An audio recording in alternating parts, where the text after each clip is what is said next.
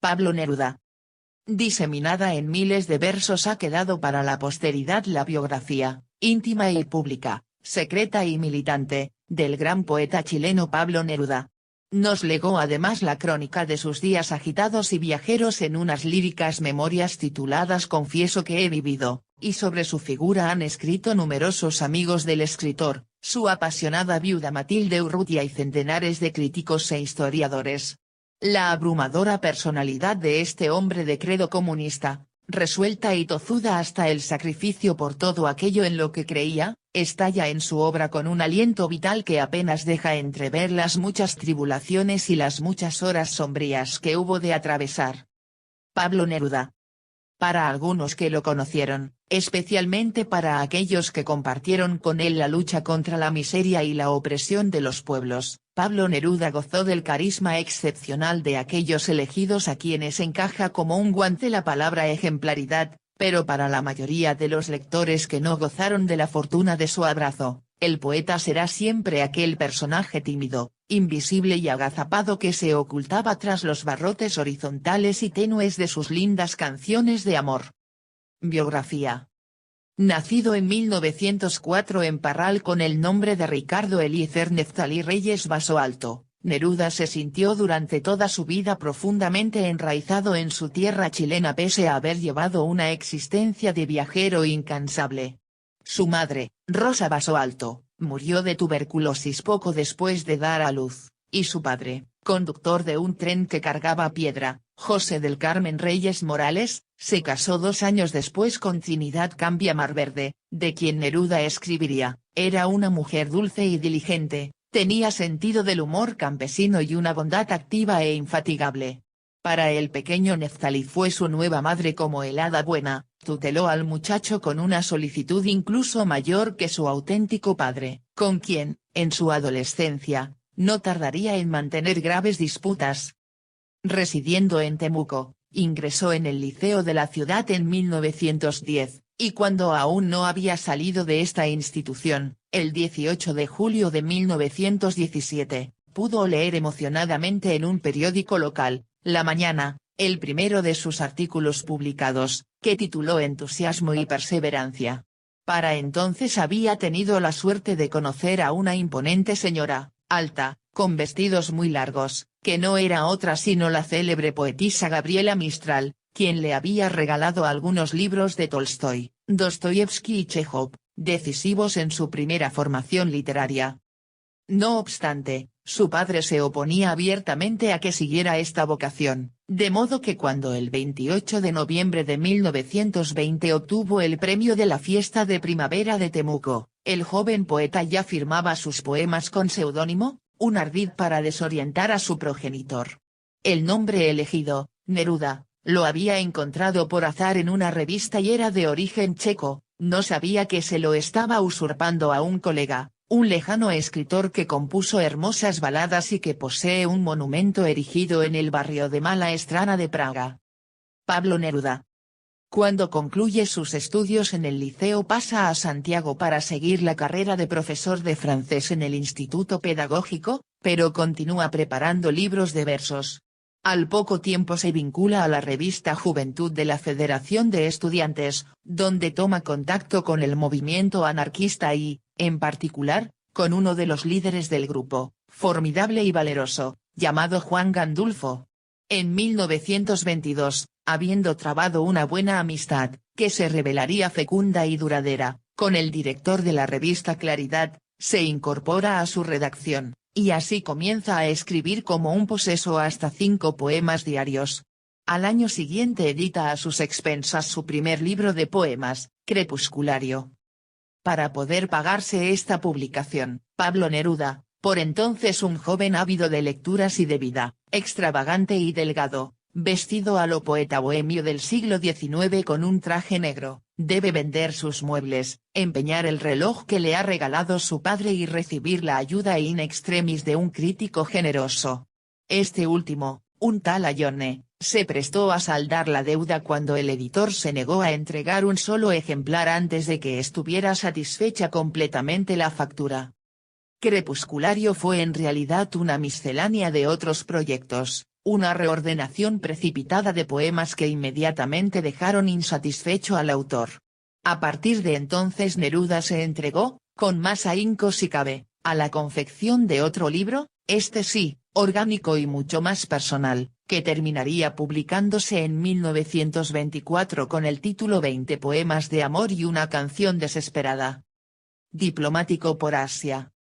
A partir de esta época la politización de la poesía de Pablo Neruda será progresivamente mayor y, paralelamente, su vida se verá enfrentada a adversas circunstancias económicas. De momento, al abandonar sus estudios, su padre le retira toda ayuda material, por lo que abraza la esperanza de conseguir algún cargo diplomático. Sin embargo, todo lo que obtiene en 1927 es un oscuro y remoto destino consular en Rangún, Birmania. Allí, en aquellas tierras fantásticas, entre hombres que adoran la cobra y la vaca, conoció Pablo Neruda a la tan bella como peligrosa Josie Bliss, una nativa que sin embargo vestía a la manera inglesa. Tras visitar en su compañía los más exóticos rincones de aquellas tierras, se trasladó a vivir a casa de ella. Pero pronto la muchacha trocó su dulzura en celos, y la vida de la pareja se hizo intolerable.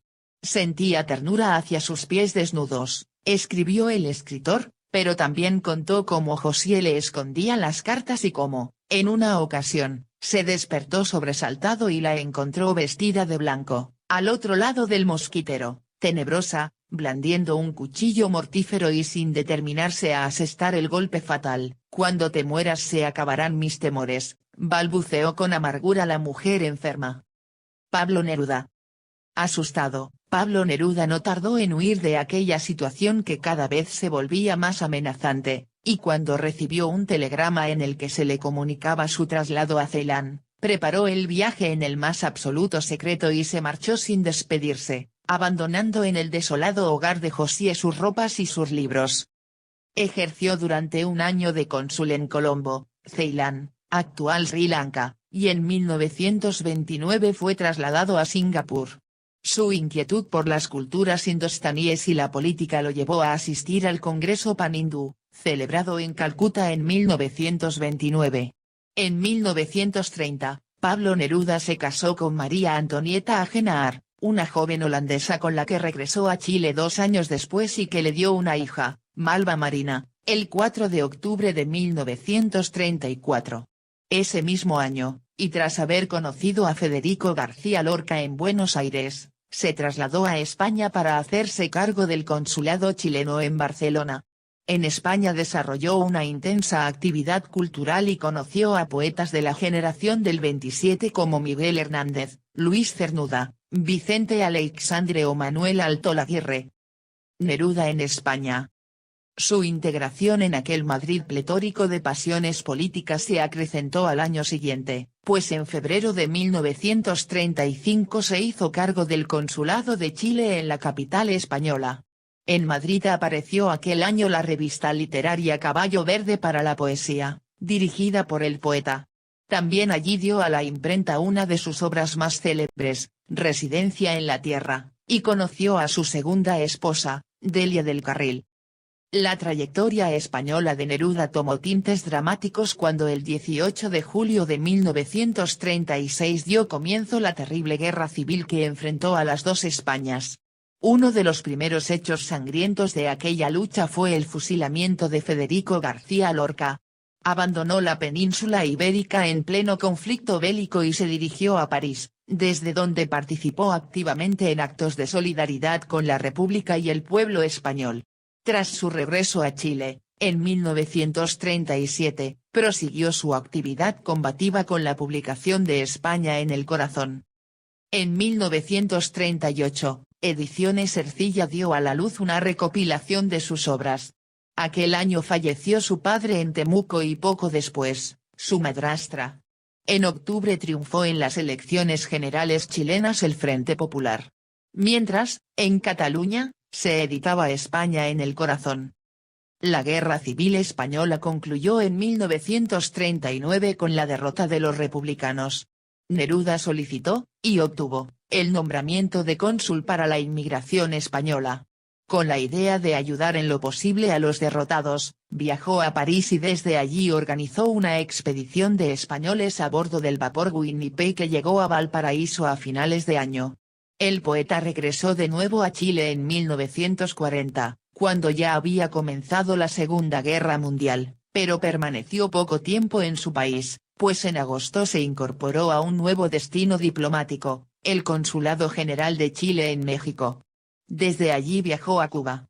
En 1942 publicó América, no invocó tu nombre en vano, que después fue incorporado al Canto General. Ese año sufrió la pérdida de su hija, Malva Marina, que falleció en Europa.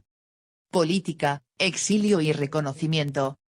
A partir de 1946, su actividad política se desarrollaría en su propia patria, donde fue elegido senador de la República por las provincias de Tarapacá y Antofagasta.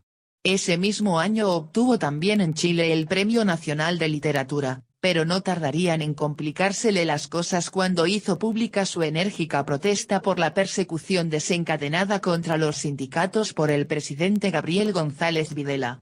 La lectura ante el Senado de su alegato Yo acuso motivó que se ordenara su detención y solo gracias al refugio que le ofrecieron sus allegados logró Neruda evitarla y salir del país el 24 de febrero de 1949. Durante el tiempo en que estuvo oculto preparó otra de sus obras mayores, Canto General, que, aparte de distribuirse clandestinamente en Chile, se editará en México en 1950 con ilustraciones de los grandes muralistas David Alfaro Siqueiros y Diego Rivera, poco antes de que se le conceda, junto a Pablo Picasso y al poeta turco Nazım Hikmet, el Premio Internacional de la Paz.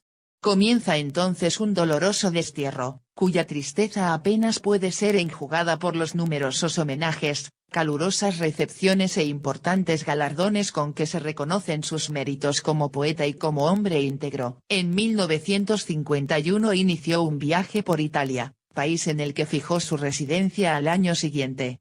En Capri escribió Las uvas y el viento. Después de un viaje por Europa, al ser revocada su orden de detención en Chile, pudo regresar a su casa en agosto del 1952. Su retorno fue motivo de múltiples homenajes públicos. En este periodo difícil del destierro había venido en su auxilio una mujer, la que sería su compañera hasta su muerte, Matilde Urrutia. En Italia con Matilde Urrutia. Los años siguientes fueron de permanencia en Chile. Organizó en Santiago el Congreso Continental de Cultura, al que acudieron notables personalidades como Diego Rivera, Jorge Amado y Nicolás Guillén. Dictó conferencias en la Universidad de Chile, institución a la que hizo donación de su biblioteca personal. Esta relación con la universidad dio origen a la creación de la Fundación Neruda para el desarrollo de la poesía. En su vida privada fueron tiempos agitados, pues se separó en 1956 de Delia del Carril para unirse sentimentalmente con Matilde Urrutia, que fue a vivir a su nueva casa, La Chascona.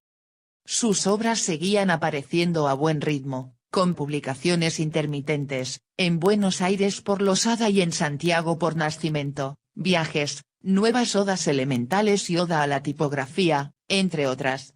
En 1957 Losada publicó sus obras completas en papel Biblia y, en los años sucesivos, 100 sonetos de amor, tercer libro de las Odas y Navegaciones y Regresos.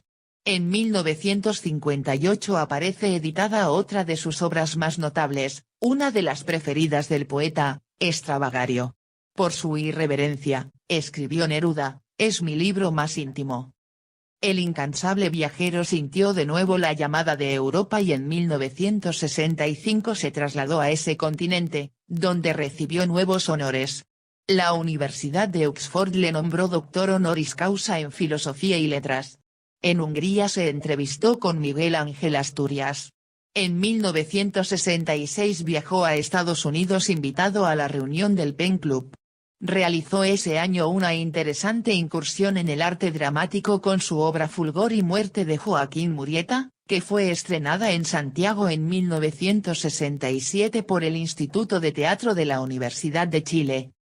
La vinculación de Neruda con la política tuvo su punto culminante en el año 1970, cuando el Partido Comunista lo designó candidato a la presidencia de Chile, pero el poeta no dudó en renunciar para dar todo su apoyo a Salvador Allende, a quien secundó decididamente en su campaña electoral.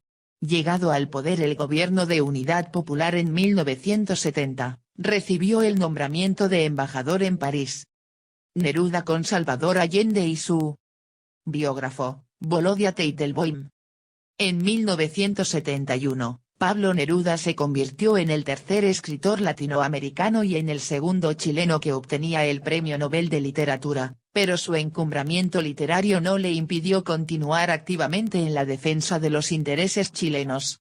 En Nueva York, aprovechando la reunión del Pen Club, denunció el bloqueo estadounidense contra Chile.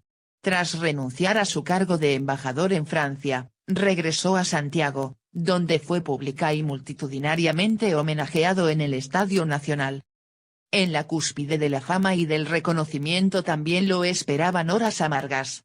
En 1973, el 11 de septiembre, fue sorprendido por el golpe militar de Augusto Pinochet contra el presidente Salvador Allende. Profundamente afectado por la nueva situación, no pudo resistir la tragedia y el 23 de septiembre murió en Santiago. El mundo no tardó en enterarse, entre la indignación, el estupor y la impotencia, de que sus casas de Valparaíso y de Santiago habían sido brutalmente saqueadas y destruidas. Sus funerales se desarrollaron en medio de una gran tensión política. Tras su muerte vieron la luz los poemarios que había escrito antes de morir: Jardín de Invierno, 2000, El Corazón Amarillo, Libro de las Preguntas, Elegía y Defectos Escogidos, todas ellos editadas por Losada en Buenos Aires en 1974. En Barcelona apareció su última obra, la autobiografía Confieso que he vivido,